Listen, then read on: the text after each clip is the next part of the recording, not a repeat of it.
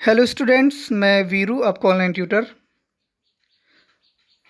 आज इस चैनल पे एक बार फिर से आ चुका हूँ एक बेहतरीन टॉपिक के साथ। वो टॉपिक जानेंगे। सबसे पहले मैं बहुत बहुत स्वागत करना चाहूँगा वीरू द पॉलिटी ट्रैक पर। आज का हमारा जो टॉपिक है वो है आचार संहिता। आचार संहिता क्या है और इसका चुनाव के समय में क्या महत्व है, ये सब हम इस वीडियो में कवर करने जा रहे हैं।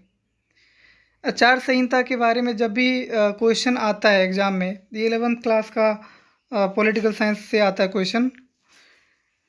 और ये जब भी क्वेश्चन आता है आचार संहिता से आप क्या समझते हैं, तो हमें अक्सर अचार, जो हम खट्टे मीठे अचार जिसके बारे में जानते हैं, उसके बारे में दिमाग में आना चालू हो जाता है। लेकिन ये अलग है।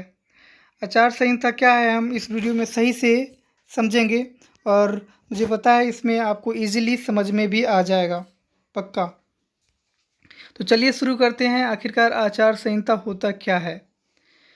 तो चुनाव आयोग चुनाव के समय में सभी राजनीतिक पार्टियों के सहमति के आधार पर कुछ चुनाव संबंधित नियम बनाते हैं और इसी नियम को हम आचार संहिता कह देते हैं। एक बार फिर से रिपीट करना चाहूँगा। चुनाव आयोग सभी राजनीतिक पार्टियों के सहमति के आधार पर कुछ चुनाव संबंधित नियम बनाते हैं और इसी नियम को हम आचार संहिता कह देते हैं। और आचार संहिता को हम कुछ एग्जाम्पल के थ्रू समझने जा रहे हैं। तो चलिए समझते हैं। तो चुनाव प्रचार के समय में आपको पता होगा, जब चुनाव होने वाला होता है तो देश में सूचना और संचार प्रणाली का दुरुपयोग करना शुरू किया जाता है राजनीतिक पार्टियों के द्वारा। जैसे कि 2014-2019 के जब लोकसभा का चुनाव हो रहा था, तो उस समय में राहुल गांधी की कार्टूनिस्ट वीडियोस, उन पर जोक बनाकर उनकी जो कैरेक्टर का था उनको ख़राब किया जा रहा था। तो ये एक तरह से सूचना संचार प्रणाली का मिसयूज हो रहा था। ये आचार संहिता का उल्लंघन था, ठीक है। तो ऐसा ना करने के लिए नियम बनाया जाता है आचार संहिता में कि ऐसा नहीं करना है चुनाव जब हो रहा हो तब, ठीक है। दूसरा एग्जाम्पल से समझते हैं हम आचार संहिता क्या है। तो सरकारी मशीनरी का दुरुपयोग करने पर रोक लगाने की बात करता है आचार संहिता कि भाई सरकारी मशीनरी का दुरुपयोग न करे। अब ये सरकारी मशीनरी क्या होता है यही नहीं समझ में आता है।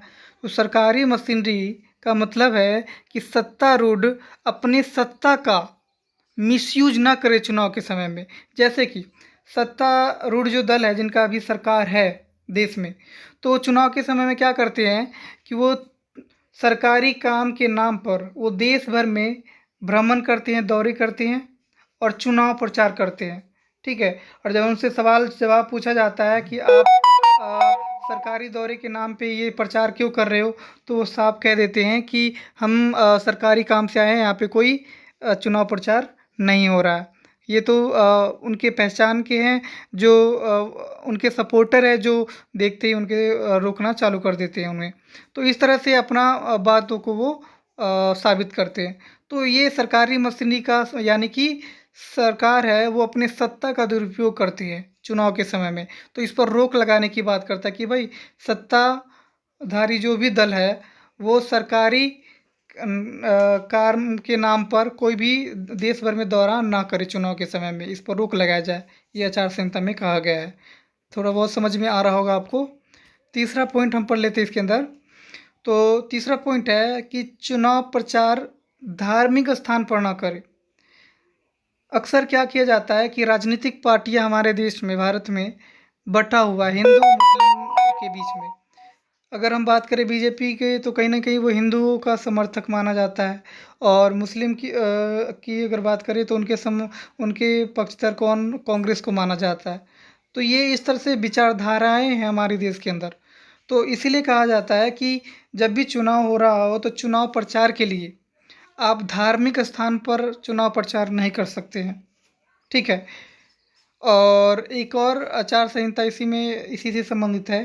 कहा जाता है कि जब भी आप चुनाव प्रचार करते हैं तो ऐसे धार्मिक मुद्दों को ना उठाए जिससे देश के जो धार्मिक समुदाय हैं उनके बीच में तनाव बढ़े, ठीक है।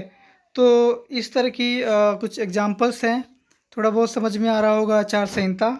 एक और चीज़ देख लेते हैं। तो दोस्तों आपको बता दूं, चुनाव के समय में आपको पता है कि राजनीतिक पार्टियां या उम्मीदवार अपने आप को जिताने के लिए जनता के सामने बहुत सारे झूठे वादे रखते हैं, झूठे झूठे योजनाएं, नीति, कार्यक्रम, बहुत सारे घोषणा करते हैं कि मैं जीतूंगा तो ये सब करूंगा।